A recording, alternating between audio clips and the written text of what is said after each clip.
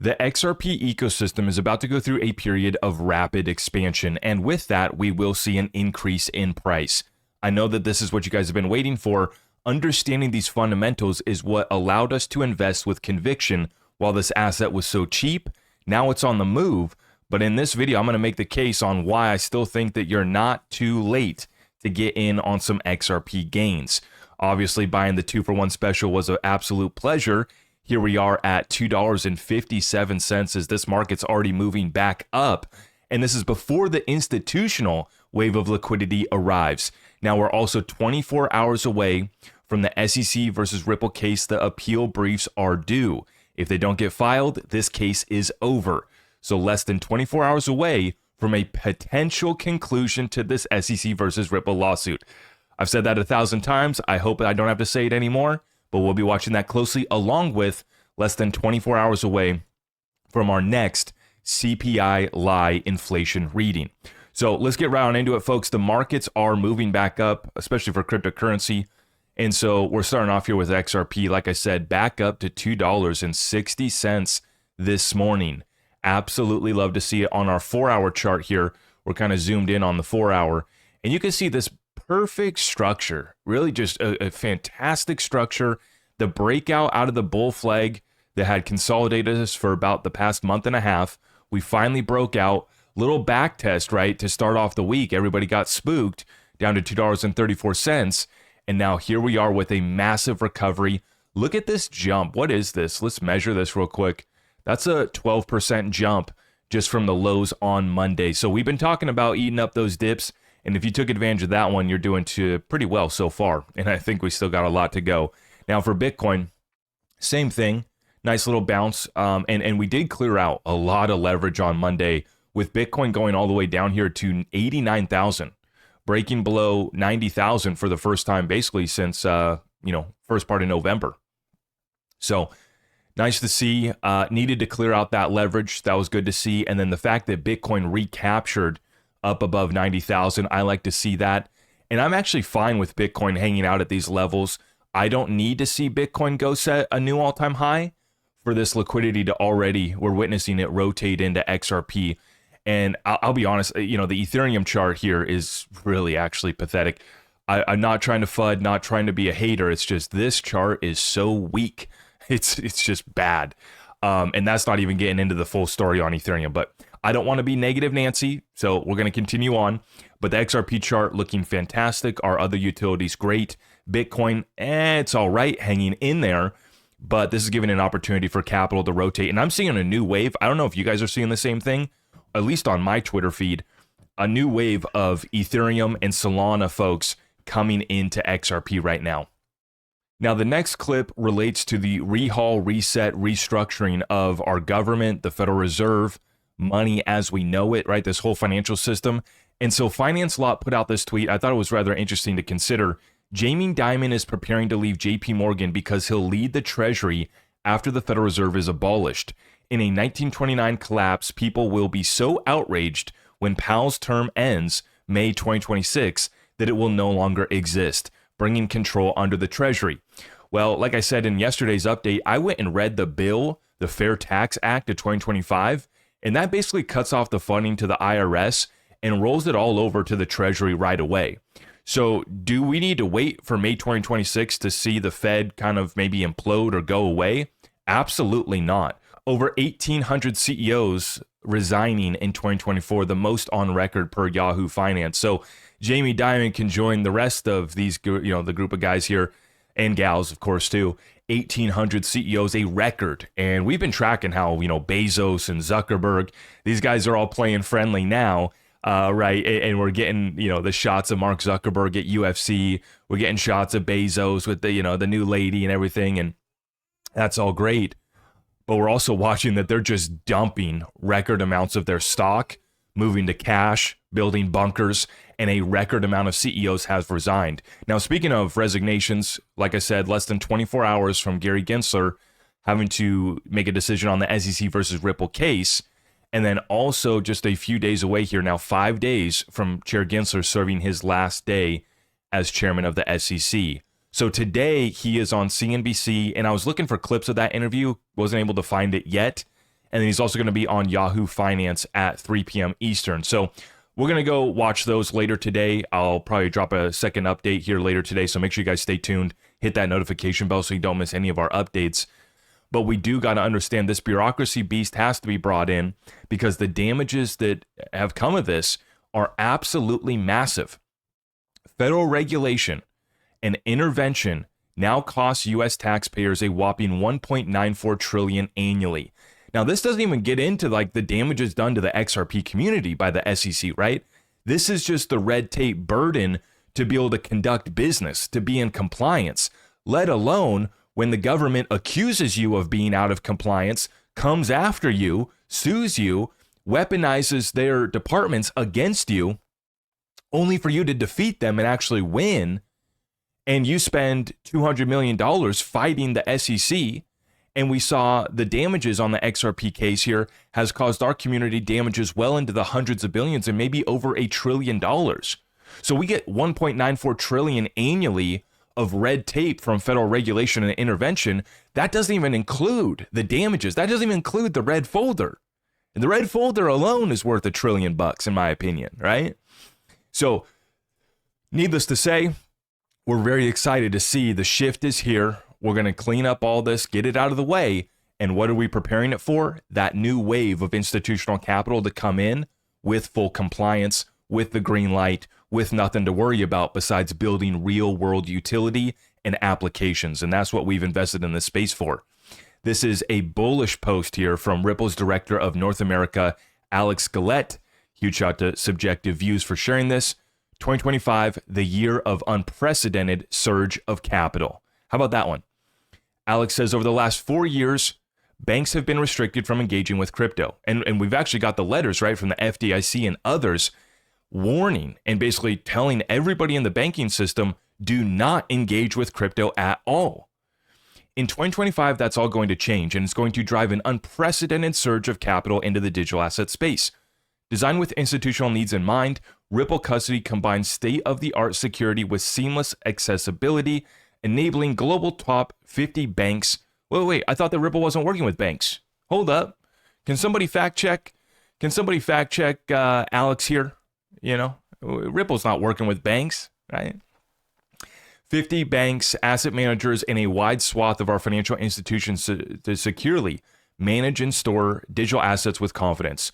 Key features include multi-sig tech, robust compliance tools, and integration capabilities tailored to institutional workflows. Ripple Custody not only safeguards assets, but also empowers institutions with the tools to adapt to the rapidly evolving digital finance landscape. This is the perfect setup. Not only does XRP have legal clarity, but our DeFi ecosystem is going to be in the clear because we're not doing it through smart contracts,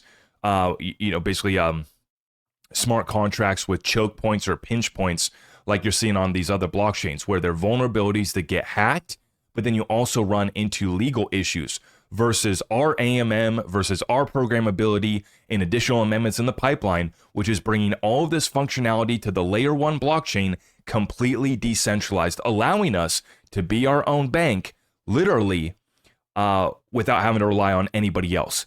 This is the crypto dream and vision that we originally had, or at least, Satoshi had. We've expanded on that as I, created the shirt there and the saying that I've been using, the better Bitcoin. And now we're starting to see this DeFi ecosystem is growing. We don't have full smart contract capability yet, but we're absolutely primed as we add these amendments. Well, at the same time, we're converging on this moment where a flood of institutional capital is coming into this space, and that's going to be this year. Now, in 2024, the Acceler ecosystem prioritized building out the Mobius stack. This is Georgios Vlachos from Acceler. In 2025, this infrastructure becomes a launchpad for rapid expansion. And that's where I got the title of this episode, XRP Rapid Expansion, is because this XRP ecosystem is ready for rapid expansion, and Acceler is a big part of that. Now, what he's retweeting here is Acceler Network telling us that Acceler's Mobius development stack is the quantum leap. From 2020 to 2022 interoperability protocols to 2024 Acceler MDS. Mobius development stack is the quantum leap. Now, we were told that the quantum financial system was a conspiracy. It was a joke. We're not going quantum. That's crazy. And we've always said that we thought that it was just taking place at a military level for the most part. But now you're starting to see more and more of it's coming out to the mainstream, being covered in traditional tech and science publications and what have you. And you're starting to see companies like this that are rolling out their plans to take it quantum, right? So this XRP ecosystem with the Acceler integration will connect us with a bunch of other blockchains, but you can see where this is going. And the fact that I love is that we know that David Schwartz commented on making XRP Ledger quantum resistant years ago. And so, like I said, institutional capital, quantum technology, regulatory compliance, it's all coming together right here in the year 2025 for us. What we're tracking so far has already been impressive, but I think that this is just the start. From VET, XRP Ledger TVL sitting at $77.7 million. We haven't even hit $100 million in our AMM liquidity pools, which is what this data point gives you. The TVL is the total amount of liquidity on our AMMs, okay? With 24-hour DEX volume exceeding 25 million, the XRP Ledger remains the opportunity market. And the opportunity there is that we're at 77 million total value lock. That's going to go well into the billions. RLUSD alone could be 10 billion, 20, 50 billion of TVL just with the RLUSD in the liquidity pool that will be, the liquidity pools that will be created with RLUSD, right? It's not just RLUSD and XRP. You're going to see liquidity pools with other stablecoins where folks are going to use it to swap out of Circle, Tether, and other currencies and other assets. And RLUSD, I think, is going to bring a significant amount of liquidity to the XRP ledger, right? And our DEX volume only being at 25 million, this eventually will not just 10x to 250 million. We're talking about a 100x to billions will be moving on our DEX in the not so distant future. So we're not talking about 10x growth. We're talking about 100x growth, right? You're not talking about, TVL on the XRP ledger going from 77 million to 770 million, like a 10x. No, we're talking about 100x for TVL as well, too. We're going to go to 7 billion plus. So we're going to see 100x growth for TVL and DEX volume. And you're worried? All right. Is anybody worried still? I hope nobody's worried or has any concerns at this point. The only thing that we should be concerned about is what are we going to do with this bag, once we see the price action that follows from this on-chain activity and from this liquidity being brought in. Now, furthermore, we got a lot more, right? I'm just throwing a few of the integrations and what's coming here. Check this out. Doppler Finance is the most recent one to hop on board, say goodbye to the Lotus protocol, and say hello to Doppler Finance, the first XRP-Fi platform backed by Ripple and Futureverse, transform idle XRP into an active asset. More information to be revealed soon. Now, of course, nobody's getting my money. Nobody's getting my precious XRP reserve currency of the new financial system until you can show me where the yield is going to be coming from, and until I can trust you to custody that crypto as well too. So although I love all this, I'm still patiently waiting to see where the yield is going to come from. Obviously, the XRP ledger having no incentives, we don't have staking on chain, but we are seeing DeFi applications and programs are arriving, more functionality coming to the ledger. And so this is arriving for the XRP ecosystem this year. XRP Rapid Expansion is the title of this episode because, as you can see, you're seeing small businesses come in with their little DeFi applications and programs, and they're getting a little something cooking, and you're seeing institutions ready to go as well. In fact, I just saw a tweet earlier this morning by Monica Long commenting on how the biggest banks and institutions in America are actually ready to go live with tokenized real-world assets, multiple different various offerings and real-world assets that will be tokenized, but they're ready to go live here as soon as we get regulatory compliance. One side point that I want to make is that with every single DeFi program and application and more additional programmability and amendments coming to the XRP ledger, with more of those, with each one, I grow more concerned with Flare. not to end. I don't want to end on a negative note. I'm just making the point here. I put out the tweet this morning here too. I'm getting a little concerned here about Flare because what do we need F assets for? That was the whole idea with Flare, is that you're going to take assets like XRP, Dogecoin, and Bitcoin, roll them into F assets, and you'd have programmability. Well, they're taking too long over there. And so we're already getting programmability on the XRP ledger, and I love to see it for my XRP investment. I love to see it, and I love that we're getting options. I love the integration with Chainlink, but I'm getting a little concerned with my Flare. And I already got some conservative price targets for Flare, but they definitely aren't getting any higher with the more DeFi programs and applications coming to the XRP ledger with each one coming out. I'm getting a little bit more concerned over here, wondering what Hugo's got cooking, if anything, for us.